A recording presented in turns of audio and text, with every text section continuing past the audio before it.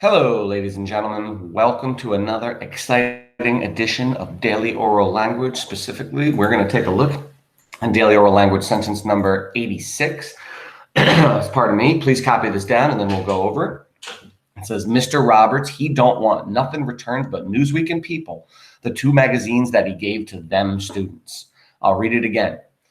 Listen if there's any pauses or full stops. If we have a full stop, we know we'll put a period or a semicolon. And if there's just a pause, we'll put a comma. And if there's neither, then we'll put nothing.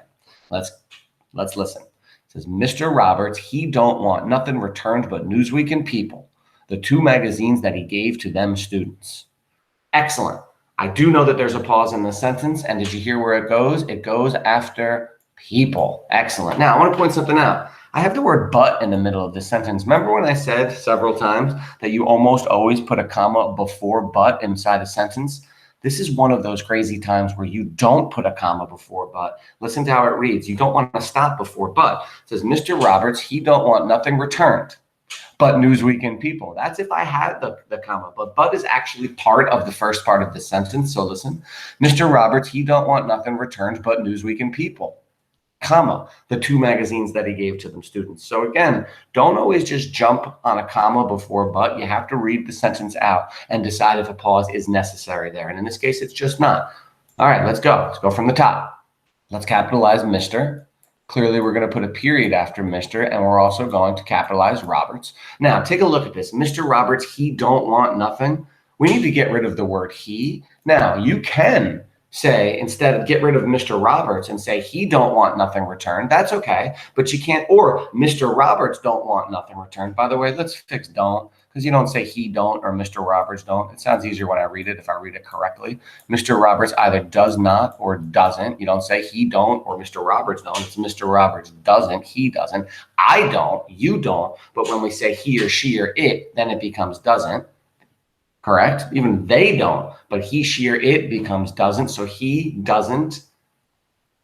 And let's continue. So Mr. Roberts doesn't. Now, you can choose to get rid of he and say Mr. Roberts doesn't, or get rid of Mr. Roberts and say he doesn't. What's more descriptive, though?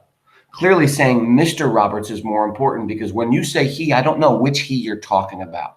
All right? So there are several he's out in this world. Millions of them. So by being more specific, it's better. So let's continue. Mr. Roberts doesn't want nothing returned. Not nothing returned. Mr. Roberts doesn't want anything returned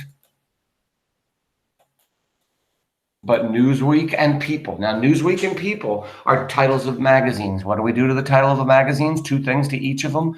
First thing we do is we capitalize Newsweek and People, and we underline each one because magazines are long. They have lots of articles within them. Remember, the articles would be quoted because there's a lot of them and they're shorter, but the titles of the newspapers or magazines that they are put into, those get underlined. We also underline People. Be careful when you underline People that you do not capitalize, that you do not underline the comma as well, because remember, the comma is not part of the title of People, it's just part of this sentence. Let's continue. The two magazines, clearly there's something wrong with two. We need to spell it out because it's under 101. Remember, all numbers under 101 must get spelled out. Take a look at magazines. Two things wrong with magazine. One, we do not apostrophize it because it's not owning anything. What can a magazine own, by the way? The magazine's authors, the magazine's editors, the magazine's pictures, the magazine's articles, tons of things that it can own, but in this case, it's owning nothing. Remember, just because a word ends in S doesn't mean you always apostrophize it. Ask yourself if it's possessing anything in that sentence or owning anything. Magazine is also spelled wrong. So I would put I-N-E-S, so the magazines that he gave to them students. All right, clearly students is misspelled. So I want to put an E there and I want to put a period as well, but we still have one problem. Can I say the two magazines that he gave to them students? I cannot, because I have the word students in here, I can't say them. I can finish the sentence by saying the two magazines that he gave to them and leave it at that. But again, it's not as descriptive. Who are them? All right. So now I know that they're students, but I can't say them students. So I have to say either, there's two things I can say here, either the students, or I'm going to put it in parentheses, those students. So it'd be either them or those. I mean, the or those. Listen, the 2 magazines that he gave to the students or the 2 magazines that he gave to those students. Let's take a look at it down low and make sure we got everything good. Let's see. Allow me to open it up a little bit so we don't have the watermark on it. And let's see. It says, Mr. Roberts, again, we capitalize Mr., put a period, capitalize R. We got rid of the word he because you don't want to say Mr. Roberts he. We already know it's a he by the phrase Mr. Roberts. And we want to keep Mr. Roberts rather than he because it's just more descriptive. So if Mr. Roberts doesn't, we can't say don't. All right, because it's not Mr. Roberts do not want anything. It's Mr. Roberts does not want anything. So it becomes doesn't. Of course, if you want, you can just spell out both words and not contract them and say Mr. Roberts does not want anything, not nothing. It's not that he doesn't want nothing. He doesn't want anything returned but Newsweek and People. Notice we capitalize Newsweek.